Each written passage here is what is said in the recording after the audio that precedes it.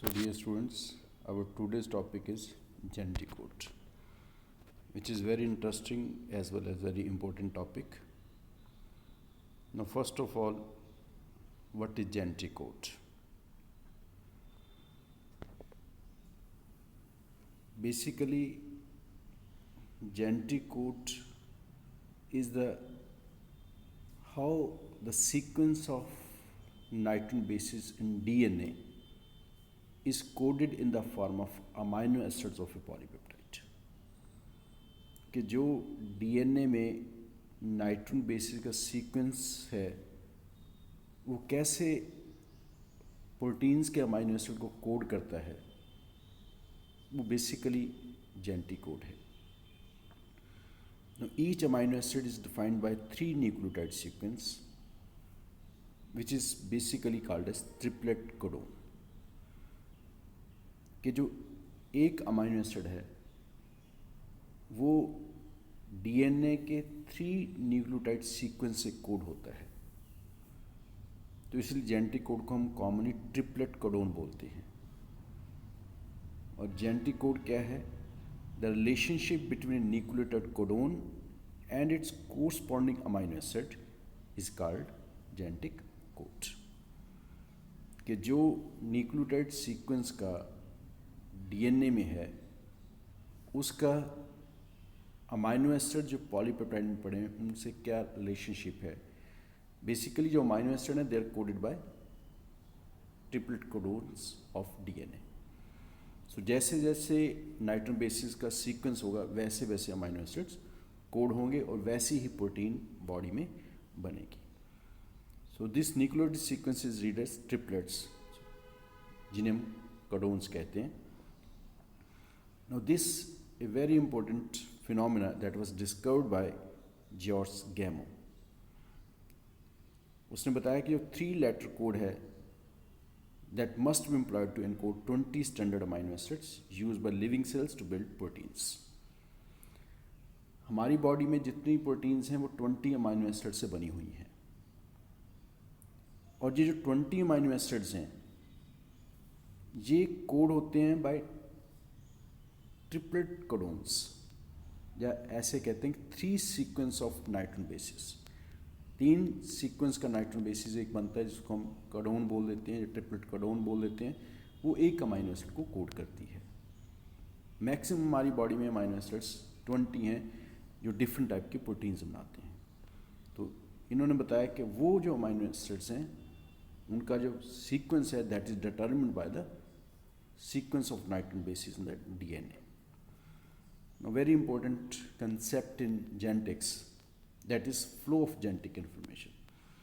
Basically जो genetic code है वो क्या एक्सप्लेन करती है कि कैसे हमारी बॉडी में genetic information फ्लो करती है.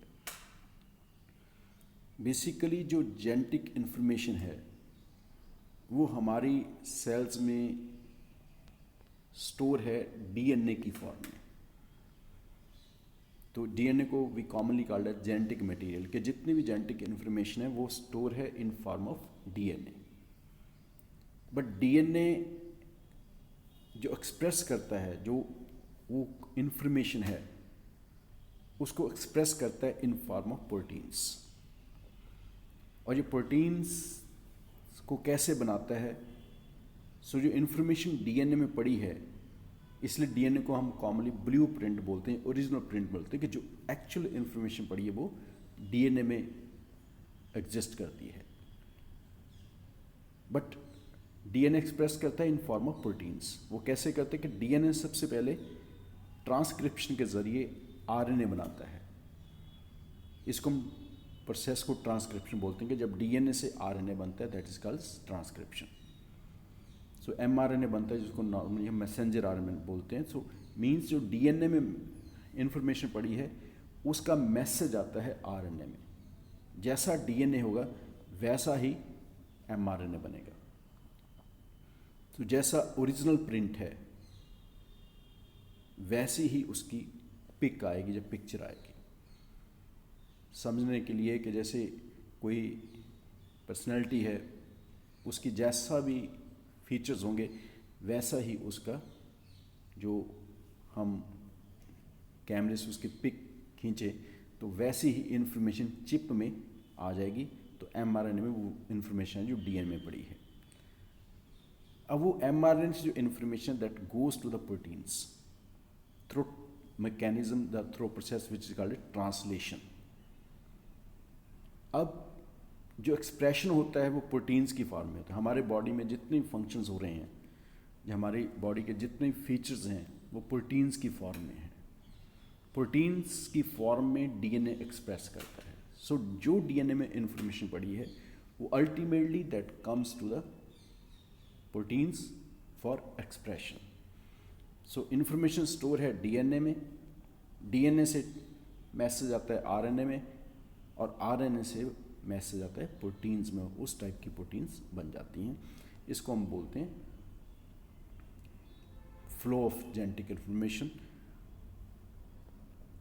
Now properties of genetic code, कि जेनेटिक कोड की प्रॉपर्टीज क्या हैं। ट्रिपलेट होती है जी। थोड़ा सा शुरू में स्टार्ट ही यहाँ से हुआ था कि जितने भी जो कोडोन है वो ट्रिपलेट है, मींस 3 नाइट्रोजन बेसिस की बनी हुई है। इसको आगे जाके और एक्सप्लेन करेंगे। यूनिवर्सल है कि जो जेनेटिक कोड है वो सब में एक सी है, चाहे वो स्मॉलेस्ट ऑर्गेनिज्म है, माइक्रो ऑर्गेनिज्म बैक्टीरिया, और चाहे वो लार्जेस्ट ऑर्गेनिज्म है, कोई जैसे बड़ का दरख्त है जो बहुत बड़ा होता है, वी नो फाइकस बेंगालेंसिस, चाहे मैंगो ट्री है, चाहे वो जिराफ है। तो स्मॉलेस्ट माइक्रो ऑर्गेनिज्म में भी सेम जेनेटिक कोड होती है जो कि बड़े ऑर्गेनिजम्स में होती है। कॉमनलेस है, आगे जाके और एक्सप्लेन करेंगे, वहाँ पे समझ आएगा। नॉन ओवरलैपिंग है कि ओवरलैप नहीं करती, नॉन एम्बिगुअस है, कोई कन्फ्यूज़न नहीं है जहाँ पे, रिडंडेंट है, डीजेनरेसी है इसमें, और पोलैरिटी है। अब एक एक फीचर को हम डिटेल में समझने की कोशिश करेंगे। सबसे पहले कि the code is triplet. Genetic code जो ट्रिपलेट है, ट्रिपलेट का मीनिंग कि 3 नाइट्रोजन बेसिस एक अमाइनो एसिड को कोड करते हैं। अब जो ट्रिपलेट कोड है इसमें 64 कोडोन्स बनती हैं, क्योंकि डीएनए में 4 नाइट्रोजन बेसिस हैं। अगर 3 नाइट्रोजन बेसिस एक अमाइनो एसिड को कोड करते हैं तो मैक्सिमम कोडोन 64 बनेगी, जिसको मैं आगे टेबल की फॉर्म में दिखाऊंगा आपको कि देखो ये बने हुए हैं। अगर 3 नाइट्रोजन बेसिस एक अमाइनो एसिड कोड करते हैं तो मैक्सिमम 64 कोडोन्स बनेंगी, जो ये पिक में दिखाई दे रही हैं। Now these 64 codones, they can code 20 amino acids easily. अगर एक कोड एक अमाइनो एसिड को कोड करे तो भी 64 अमाइनो एसिड कोड होते हैं। लेकिन जैसे मैंने आपको पहले बताया कि there are maximum 20 amino acids which play role in formation of polypeptide और the proteins. So maximum 20 amino acids हैं, 64 कोडोन्स बनती हैं, बट उसमें से बेसिकली 61 कोडोन्स जो हैं वो अमाइनो एसिड को कोड करती हैं। 3 जो कोड्स होती हैं वो स्टॉप कोडोन्स होती हैं या टर्मिनल कोडोन्स होती हैं, वो किसी भी अमाइनो एसिड को कोड नहीं करती हैं।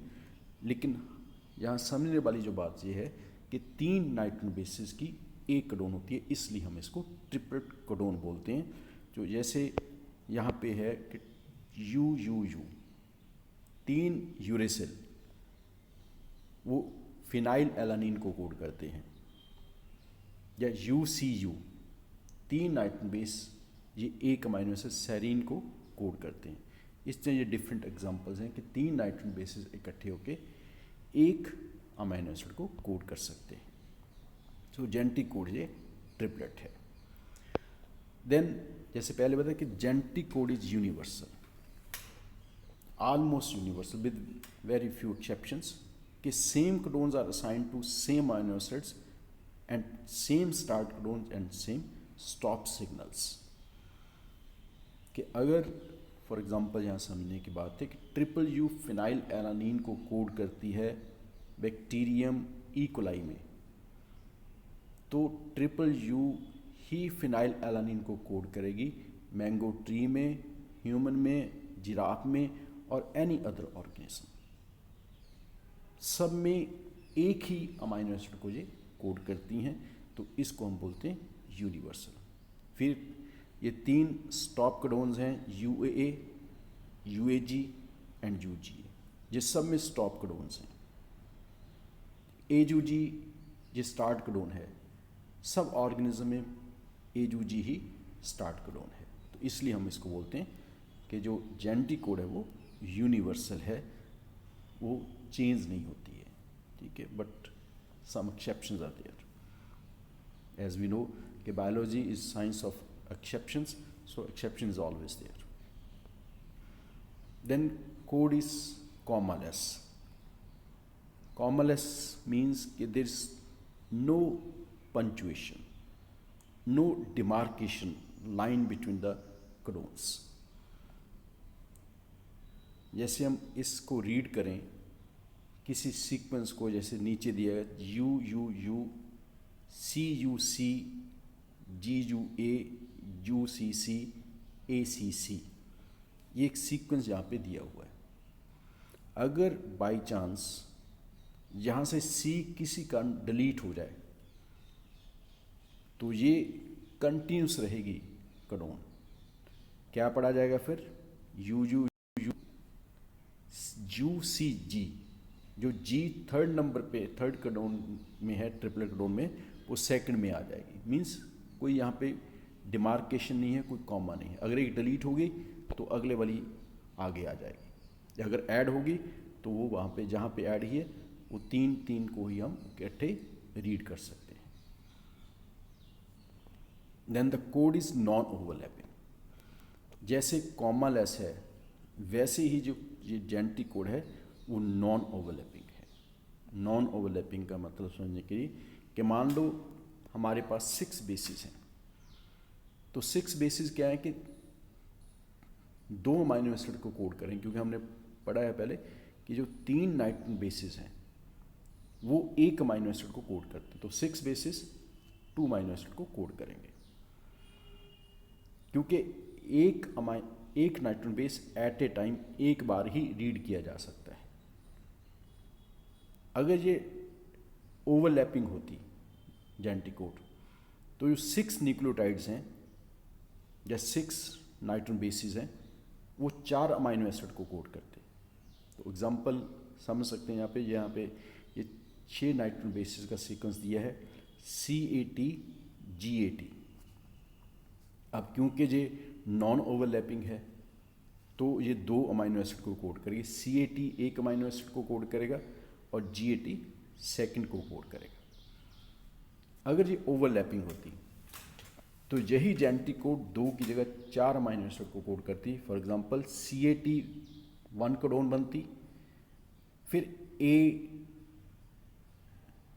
ATG बन जाता, फिर TGA बन जाता, फिर GAT बन जाता। मीनिंग क्या है कि एक नाइट्रोजन बेस हम बार बार रिपीट होता, बट ऐसा नहीं होता क्योंकि नॉन ओवरलैपिंग है, ये ओवरलैपिंग कोड नहीं है। सो पहला कॉमनलेस है कि इसमें कोई डिमार्केशन नहीं है, कोई पंक्चुएशन नहीं है, फिर साथ ही के नॉन ओवरलैपिंग है। Then this very important, code is non ambiguous. Non ambiguous का मतलब है कि जो जेनेटिक कोड है हमने पढ़ा है कि इसमें 64 कोडोन्स हैं, जिसमें 61 कोड करती हैं और जो 3 हैं वो स्टॉप कोडोन्स हैं। जो 61 है वो 20 डिफरेंट अमाइनो एसिड को कोड करती हैं, लेकिन कोई भी कोडोन वो एक अमाइनो एसिड को ही कोड करती है। कोई कोडोन एक से ज़्यादा अमाइनो एसिड कोड नहीं कर सकती। जैसे को ऐसे भी कहते हैं कि जो कोडोन्स हैं वो स्पेसिफिक हैं, एक पर्टिकुलर कोडोन एक पर्टिकुलर अमाइनो एसिड को ही कोड करती है। तो I will try to show in this diagram. जैसे कोई एग्जांपल लेते हैं, CUU, ये ल्यूसाइन को ही कोड करती है। ये नहीं कि CUU कभी लिसाइन को कोड कर दिया, या फिर फिनाइल एलानिन को फिर कोड कर दिया, फिर सेरेन को कोड कर दिया, ऐसे नहीं। एक जो ट्रिपेट कोड है वो सिर्फ एक ही अमाइनो एसिड को कोड करती है। सो जो ट्रिपेट कोडोन्स हैं, जो जेनेटिक कोड है, वो स्पेसिफिक है, नॉन एम्बिगुअस है, कोई कंफ्यूजन नहीं है जहाँ पे। एक पर्टिकुलर ट्रिपेट कोड एक पर्टिकुलर अमाइनो एसिड को ही कोड करेगी। GUU यहाँ पे वैलिन को कोड करी तो वैलिन को ही कोड करेगी, दूसरे अमाइनो एसिड को कोड नहीं कर सकती है। दिस मीन्स कि genetic code is non ambiguous. Then इसी से एक कंट्रास्टिंग पॉइंट है, द कोड इज रिडंडेंट, और ऐसे भी कहते हैं द कोड इज डीजेनरेट। पहले मैंने आपको बताया कि एक जो ट्रिपेट कोड है वो सिर्फ एक ही अमाइनो एसिड को कोड करती है, दो को नहीं कर सकती। बट यहाँ पे क्या है कि एक amino acid it can be coded by more than one triplet code. इसको बोलते हैं the genetic code is degenerate, और it shows redundant code system. ये डीजेनरेसी का क्या फ़ायदा है कि जो डीजेनरेसी है ये ऑर्गेनिज्म को हार्मफुल म्यूटेशंस के अगेंस्ट प्रोटेक्ट करती है। म्यूटेशंस क्या होती हैं कि किसी भी नाइट्रोजन बेस का चेंज हो जाना या जेनेटिक मटेरियल का चेंज हो जाना, उसको हम म्यूटेशन बोल देते हैं। सडन चेंज हो जाती है DNA के सीक्वेंस में, और ये चेंजेस होती रहती हैं। बट ये चेंजेस अफेक्ट ना करें, हार्मफुल इफेक्ट ना करें, इसलिए नेचर ने जेनेटिक कोड को डीजेनरेट बना दिया। इसमें डीजेनरेसी है। समझते हैं हम फिर इस डायग्राम से कि मान लो एक सीक्वेंस है UCU। अब इसमें एक चेंज आ जाती है कि UC जो थर्ड U है इसके जगह पे C आके लग जाता है। अब UCU कौन सा अमाइनो एसिड कोड करता है? सेरीन। अगर U की जगह पे C लग गया थर्ड पोजीशन पे तो UCC बना, वो भी सेम अमाइनो एसिड कोड करता है जो UCU कोड करता है, मीन्स सेरीन। दैट मीन्स कि नाइट्रोजन बेस में चेंज आगे म्यूटेशन होगी, लेकिन इसका ऑर्गेनिज्म पे कोई इफेक्ट नहीं होगा। ये है डीजेनरेसी कि एक अमाइनो एसिड एक से ज़्यादा ट्रिपेट कोड से कोड हो सकता है, तो इससे जो म्यूटेशंस, हार्मफुल म्यूटेशंस होने के चांस कम हो जाते हैं, बहुत ज़्यादा कम हो जाते हैं, ताकि ऑर्गेनिज्म पे कोई इफेक्ट ना पड़े। देन नेक्स्ट जो पॉइंट है वह कोड हैज़ पोलैरिटी। पोलैरिटी का क्या मतलब होता है कि स्पेसिफिक डायरेक्शन है। जो कोड है उसमें एक डायरेक्शन है फॉर रीडिंग ए मैसेज, जिसको हम पोलैरिटी बोलते हैं। Reading of codon in opposite direction will specify for another amino acid due to alternation the base sequence in the code. So means जब भी जेनेटिक कोड स्टडी की जाती है, पढ़ी जाती है, या जो नेचर उसको रीड करती है, मीन जब DNA से mRNA बनता है तो एक ही डायरेक्शन में ये कोडिंग होती है, दैट इज़ 5' to 3' डायरेक्शन, जिसको हम पोलैरिटी बोलते हैं कि एक साइड से स्टार्ट होगी मैसेज कन्वे होना DNA से RNA को, दैट इज़ 5' to 3' डायरेक्शन, और इसी तरह mRNA से जब पॉलीपेप्टाइड में मैसेज आता है वो भी 5' to 3' डायरेक्शन जाता है। इसको हम बोलते हैं पोलैरिटी। ये दिखाया गया सीक्वेंस कि एक सीक्वेंस है UUG, GUC, UCG। हम लेफ़्ट साइड को 5' जनरली मानते हैं और राइट साइड को 3' डायरेक्शन जाती है। तो अगर हम 5' to 3' डायरेक्शन पढ़ें तो कौन से अमाइनो एसिड बनेंगे? ल्यूसीन बनेगा पहले, फिर वैलिन, फिर सेरीन, फिर प्रोलिन, फिर आर्जिनिन। लेकिन अगर पोलैरिटी ना होती, रिवर्स ऑर्डर में पढ़ना शुरू हो जाते, तो डिफरेंट अमाइनो एसिड लगने थे। ग्लाइसिन पहले लग जाता है, फिर थ्रियोनिन, फिर एलानिन, फिर ल्यूसिन, फिर वेलिन। तो sequence of amino acid change हो जाना था और वो पॉलीपेप्टाइड है वो चेंज हो जाने। अगर पॉलीपेप्टाइड चेंज हो जाए तो करैक्टर चेंज हो जाता है, क्योंकि जितने भी हमारे करैक्टर्स हैं they are expressed in form of proteins. So polarity होना बड़ा ज़रूरी है, क्योंकि पोलैरिटी होगी तो सेम टाइप के पॉलीपेप्टाइड बनेंगे जो चाहिए। अगर पोलैरिटी नहीं हुई तो कभी कोई पॉलीपेप्टाइड बन गया, कभी कोई पॉलीपेप्टाइड बन गया, तो सम पॉलीपेप्टाइड में बी हार्मफुल और which are needed they will not be form. So इसलिए जो जेनेटिक कोड है ये पोलैरिटी शो करती है, ताकि ऑर्गेनिज्म को जो रिक्वायर्ड प्रोटीन्स हैं वो मिलें और ऑर्गेनिज्म की सर्वाइवल प्रॉपर हो। So all this is about the genetic code. I hope you will all understand. अगर किसी तरह कोई प्रॉब्लम है तो आप व्हाट्सएप ग्रुप में डाल दें या फिर आप फ़ोन करके पूछ लें। Thank you.